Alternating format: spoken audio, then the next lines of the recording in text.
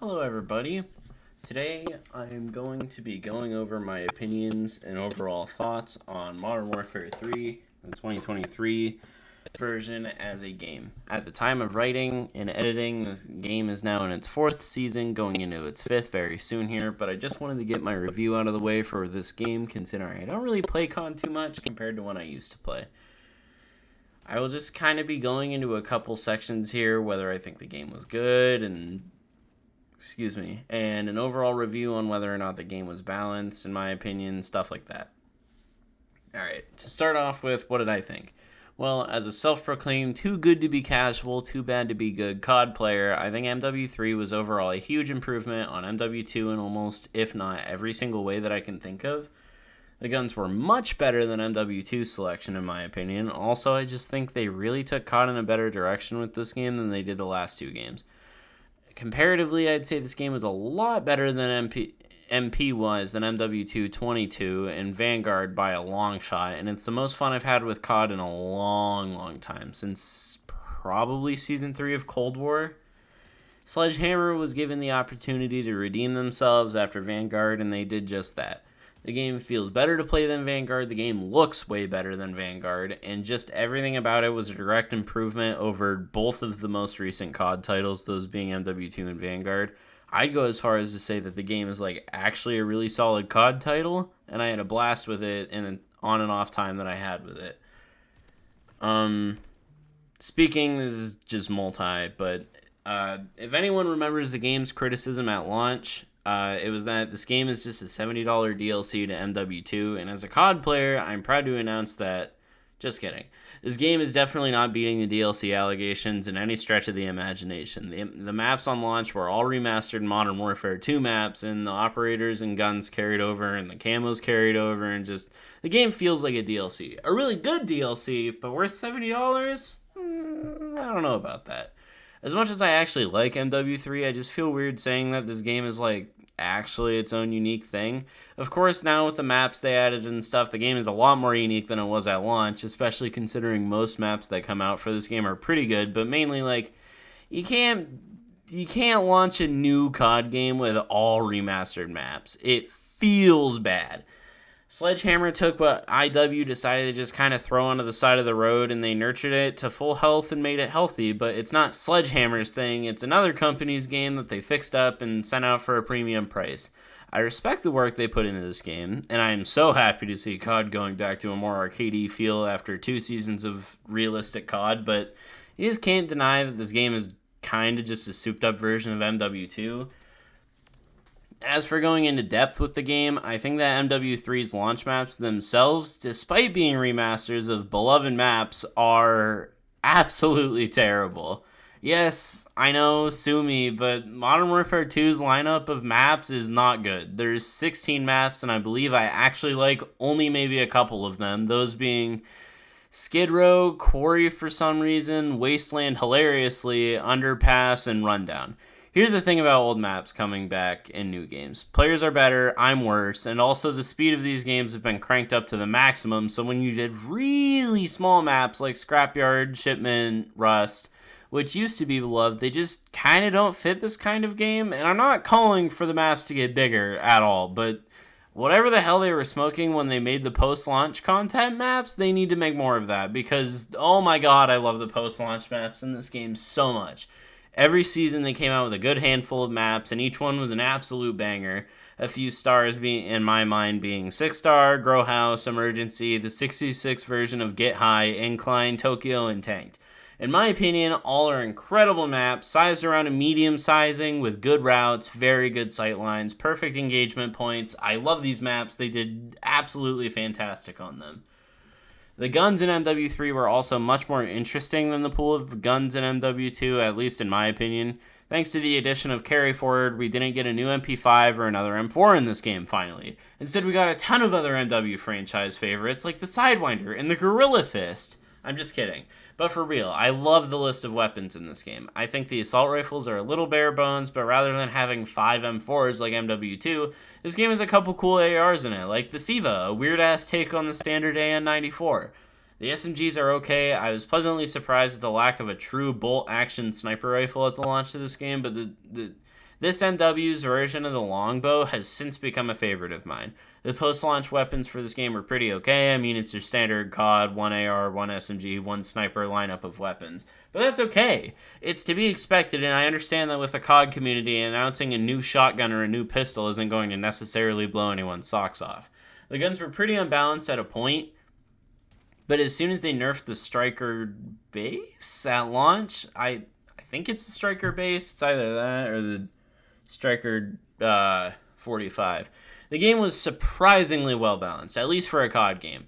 I cannot think of any defining metas the game really had besides maybe the Jack Maglift. I think it's the Haymaker. As for the new additions to Gunsmith this game added a whole new section to your guns called aftermarket parts, or amps for short. Amps are kind of powerful, sometimes lackluster conversion kits to make some guns play like other guns, like making this game's version of the Scorpion Evo, which is the Rival 9, a burst, or making a shotgun have the breakneck firing speed of a Gatling gun and lagging everyone's game. That's the Jack Maglift. Amps, in my opinion, were pretty hit or miss, but if I'm going to be honest, I like the system, and I'd like to see it stay a permanent staple of Gunsmith for as long as we have it until COD brings Pick 10 back, which I'm not going to lie, I really don't ever see them doing. It allows a breath of fresh air to be given to guns that were in the game at launch that people may not use anymore, and to be completely honest, I think it helps stamp out the standard meta issue so many COD games have. People consistently wanted to try out their amps, and as such it made them use new weapons, even if they were actually still really good. The Jack Maglift kit for the full auto shotgun was the only truly stupid one I can think of at this moment, meaning I broke the game figuratively and literally, but besides that one, fantastic addition.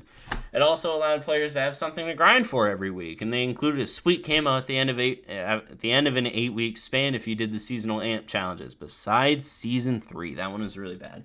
It was really cool, and after Season 2, besides Season 3 again, all the camos were pretty nice, actually.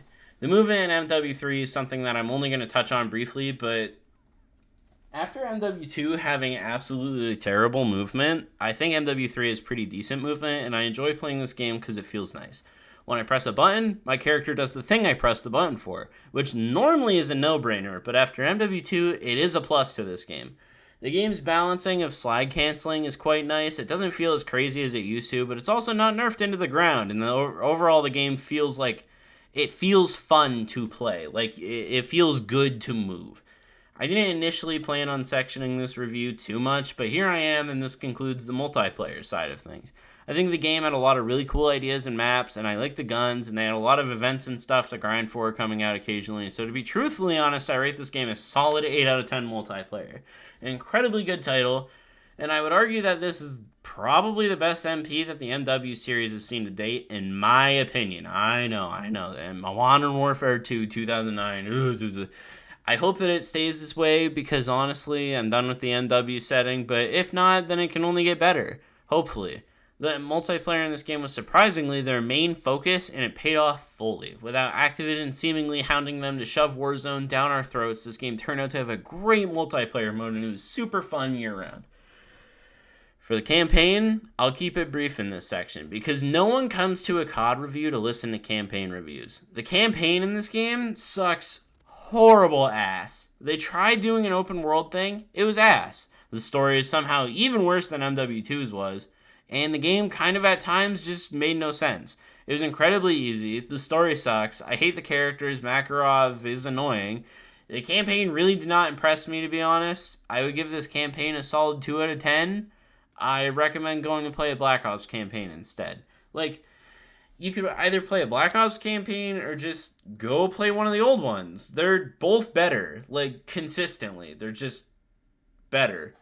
Going off a campaign, we have zombies. Ha! I got you there, didn't I? I bet you didn't even remember this game had zombies, and if you didn't, that's okay, because the team forgot too. Modern Warfare Zombies was a mode that came out at launch for this game, and it was just DMZ with a little zombies. And I'm going to be completely honest, I did not hate it. I thought it was more fun than Outbreak, but at the same time, I didn't feel compelled to play it because it was just DMZ. Zombies plays very similar to DMZ, mixed with some Outbreak elements, and the mechanics of the zombies is not great in my opinion. I don't like how slow, but also fast you go through rounds and earn points. I absolutely hate the section gameplay of the map, and I more than anything absolutely despise and hope they never ever put a time limit on zombies ever again. It was the stupidest thing ever. There's a reason there hasn't been a timer for years and years and years, and it's because people love zombies. In fact, I think people would have played this mode more if they just made it unlimited survival. They could have still slowly pushed you into the middle of the map where it's super dangerous, but after Season 1 dropped and added almost nothing to the game, and then Season 2 added actually nothing to the zombies, I gave up on playing zombies completely. I still think there is some fun to be had with it, but considering that the zombies is put behind the premium price tag of this game, I'd suggest just waiting until BO3 or 4 goes on sale, to be honest. If I'm being really honest, I will give the zombies a 5 out of 10. I give it that because the game isn't necessarily bad by any means at all. It just isn't zombies. Everything in it feels so average and plain that I kind of can't, I figuratively and literally cannot go any higher than a 5. But the mode isn't bad either by technicality. It's just not zombies, so I can't go any lower. To reiterate, Modern Warfare Zombies is not bad. It's just not zombies, and it shouldn't be treated like it is. In conclusion, I know this review could have gone on longer, but I don't believe that I should speak about anything I haven't played on this game, hence why Warzone isn't even a section. I don't play Warzone. I know I'm a casual, whatever. Call of Duty MW3 is a really solid multiplayer COD title, which is what everyone has been clamoring for what seems like years, but to be honest, it's only been 4 since the release of Cold War, which had a decent multi. MW3 is a game that you are solely buying because of the multi, and the devs seem to just not really care about the other modes. If I'm being so for real, I'd rather have it this way for a non-Treyarch game. Treyarch makes zombies, that's their thing. If I can choose to have any other COD games be good at one thing, I would choose multiplayer, because for some reason, Treyarch is the only company that can balance multi and zombies. That being said, MW3 is actually one of my more liked NP COD titles. In terms of, on a tier list, I'd put it A tier. I really like it.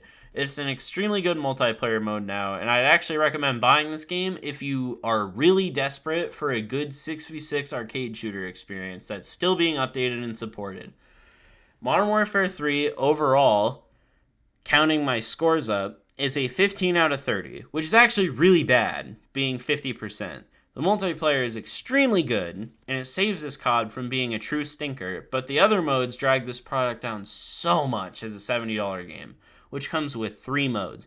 If you had told me last year I'd be glazing the multiplayer of a COD game ever again, I'd be absolutely hogwash. But this season has this COD season has proven me wrong.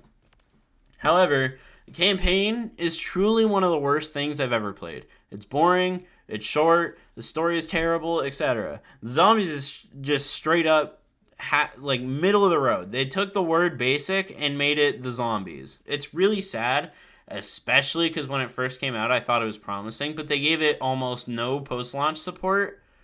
And with that, I'm going to say this concludes my review of MW3, and if you liked it, feel free to subscribe, as I'll probably try making more videos soon, especially with BO6 coming out in 3 to 4-ish months, and me buying a proper capture card and microphone, so the quality of the videos is hopefully a little better. I'll see you guys later, and thank you for watching.